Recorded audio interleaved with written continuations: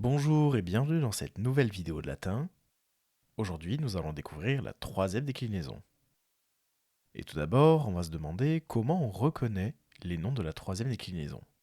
Trois éléments sont donnés par le dictionnaire. D'abord le nominatif, qui peut avoir une forme variée.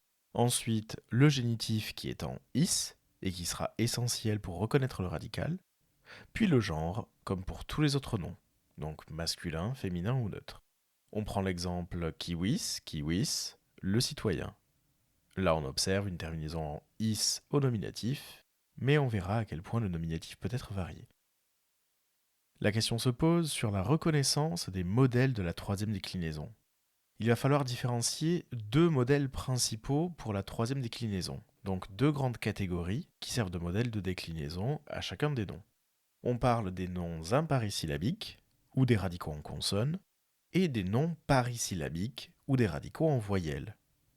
Le mot parisyllabique vient de l'adjectif par paris qui signifie égal, c'est-à-dire que parisyllabique signifie qui a le même nombre de syllabes, alors que imparisyllabique, avec le préfixe négatif un, signifie qui n'a pas le même nombre de syllabes. Et là, on sous-entend le même nombre de syllabes ou un nombre différent de syllabes entre le nominatif singulier et le génitif singulier. Prenons donc quelques modèles. On démarre avec consul consulis, masculin le consul, mare maris, neutre la mer, fulgur fulguris, neutre la foudre, et kiwis kiwis, masculin le citoyen. Le génitif singulier de consul est consulis, une fois qu'on le développe en entier, et si on compare le nombre de syllabes, on en a deux au nominatif, trois au génitif singulier. Ce nom est donc un imparisyllabique. Pour marée, le génitif est maris. Et là, le nombre de syllabes est le même entre le nominatif marée, où on en a deux, et le génitif maris, où on en a deux aussi. Ce nom est donc un parisyllabique. Dans le cas de fulgur, le génitif est fulguris. Donc au nominatif, fulgur deux syllabes, fulguris au génitif trois syllabes. On a ici un nom imparisyllabique. Enfin, kiwis, qui a un génitif singulier en kiwis, deux syllabes au nominatif, deux syllabes au génitif singulier. On a donc affaire à un parisyllabique. Cette distinction-là est vraiment essentielle à la troisième déclinaison parce qu'on verra que certains cas peuvent changer, notamment avec la présence d'un i à certaines formes. Et parmi ces deux grandes catégories, on verra aussi des faux amis, donc notamment les faux parisyllabiques, les noms de la maisonnée, dont on verra la liste tout à l'heure, et les faux imparisyllabiques, qui ont un radical qui se termine par deux consonnes avant la terminaison en is du génitif. Mais ça, on y reviendra tout à l'heure. On se demande désormais comment décliner un nom de la troisième déclinaison, et on démarre par les imparisyllabiques ou les noms à radical en consonne. Voici les désinences qui sont attendues pour les imparisyllabiques, au masculin et au féminin. Pour le singulier, au nominatif, soit une absence de désinence, soit un S. Au vocatif, absence de désinence ou S. À l'accusatif, M. Au génitif, is. Au datif, I. À l'ablatif, E. Et pour le locatif qui se trouve uniquement au singulier, on a la terminaison I. Et enfin au pluriel, au nominatif S, au vocatif S, à l'accusatif S, au génitif au datif ibus, à l'ablatif ibus. Prenons pour modèle consul consulis, le consul, qui donne au singulier consul consul consulem, consulis consuli consule, et au pluriel consules consules consules, consulum consulibus consulibus. Pour le locatif, il s'agit seulement de certains mots, et notamment rus ruris, la campagne. Donc on écrit ruri lorsqu'on veut dire à la campagne. Pour les noms neutres à présent, on va avoir au singulier une absence de désinence au nominatif, vocatif et accusatif, un is au génitif, un i au datif, un e à l'ablatif. Pour ces trois derniers cas, c'est exactement comme pour le masculin et le féminin. Ce qui change, c'est au pluriel, puisqu'on a, comme pour la deuxième déclinaison au neutre, souvenez-vous de templum templi, qui fait templa au nominatif, vocatif, accusatif pluriel, c'est la même chose ici. On a donc au pluriel, au nominatif a, au vocatif a, à l'accusatif a, au génitif au datif ibus, à l'ablatif ibus. Prenons donc le modèle fulgur fulguris, et on le décline ainsi au singulier, fulgur, fulgur, fulgur, fulguris, fulguri, fulgure, au pluriel fulgura, fulgura, fulgura, fulgurum, fulguribus, fulguribus. Avec les deux modèles que nous avons utilisés, il n'y a pas vraiment de changement de radical entre le nominatif et le génitif, puisqu'on avait consul, consulis, et si on retire is à consulis, on obtient consul. De même avec fulgur, fulguris, puisque si on retranche is à fulguris, on obtient fulgur, comme nominatif. Je vous donne désormais quelques particularités qui sont récurrentes dans la troisième déclinaison et qui sont liées souvent à la phonétique. On va donc noter certains changements de radical, notamment pour les noms au masculin et féminin, où on aura libertas atis, la liberté. Si on retranche is à libertatis, on obtient le radical libertat. Pour pes pedis, masculin le pied, même opération, et on obtient le radical ped. Lux lucis, féminin la lumière, même opération, on obtient le radical luc. Et enfin rex regis, masculin le roi, on obtient le radical reg. Pour ces transformations-là au nominatif, je vous mets sur la droite les différentes transformations. On aura deux consonnes qui vont s'entrechoquer.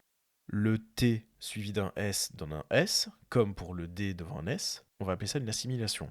Et pour une suite CS, on va la retranscrire X. De même pour GS, retranscrit X. C'est pour ça que les noms de la troisième déclinaison peuvent sembler compliqués. Ils changent de radical entre le nominatif et le génitif, mais la plupart du temps, ça s'explique très facilement grâce à la phonétique. Et pour les noms neutres, on prend quelques exemples qui sont très fréquents, comme flumen fluminis, le fleuve, dont le radical est flumine, scelus sceleris, le meurtre, dont le radical est scellaire, corpus corporis, le corps, dont le radical est corpore, flos floris, la fleur, dont le radical est flore. Ici, les changements peuvent être assez variés et c'est la linguistique historique qui pourrait expliquer tout ça, mais je vous épargne pour l'instant ces précisions. Et si vous vous souvenez bien, je vous ai parlé des faux parisyllabiques qui font partie des noms de la maisonnée.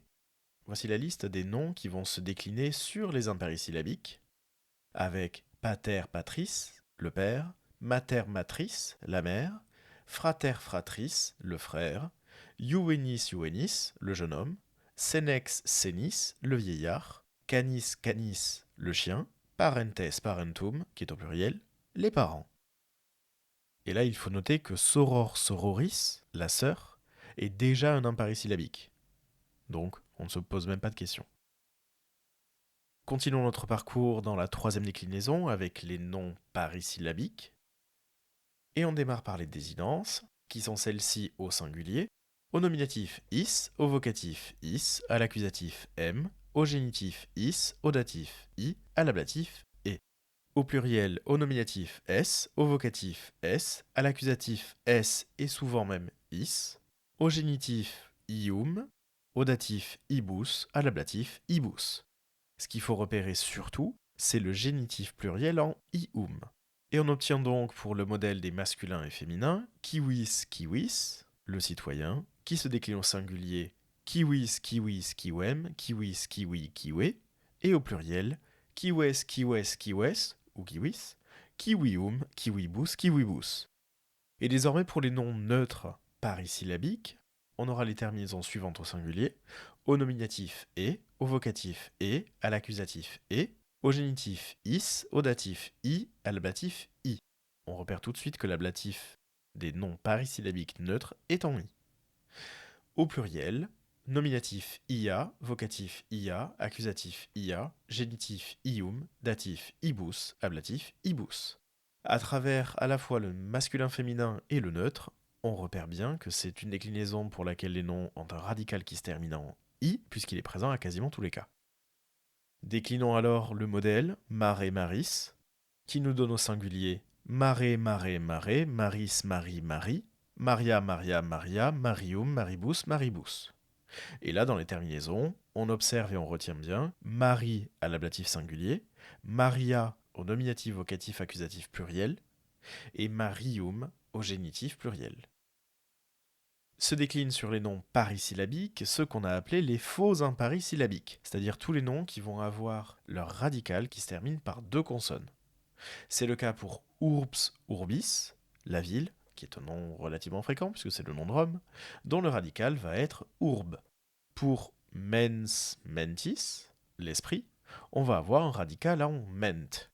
Vous avez encore d'autres cas particuliers avec les monosyllabiques comme nix, niwis, la neige, radical niu, les notres très particuliers que sont animal, animalis, l'animal, dont le radical est animal, et nectar, nectaris, le nectar, dont le radical est nectar. On peut expliquer une partie de ces faux imparis syllabiques par la perte d'un i, notamment que Urbs pouvait avoir. Et un nom tout particulier, mais qui est aussi très fréquent, le nom wis, la force. Vous remarquez tout de suite qu'il n'a pas de génitif, et en fait même, il n'aura pas de datif. On va le décliner ainsi, nominatif wis, vocatif wis, accusatif wim, pas de génitif, pas de datif, ablatif oui. Au pluriel, wires, wires, wires, wirium, wiribus, wiribus.